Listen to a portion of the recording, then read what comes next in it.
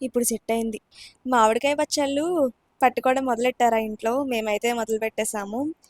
చిన్ని ఆవకాయ ముక్కల పచ్చడి అయితే పడుతున్నాం ఇక్కడ.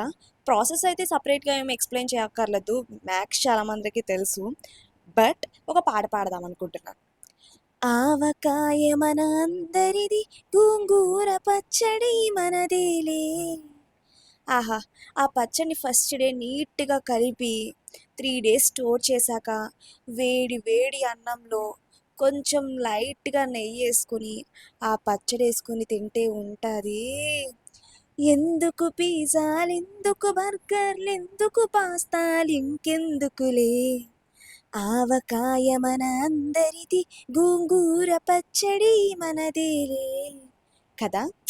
ఆహా!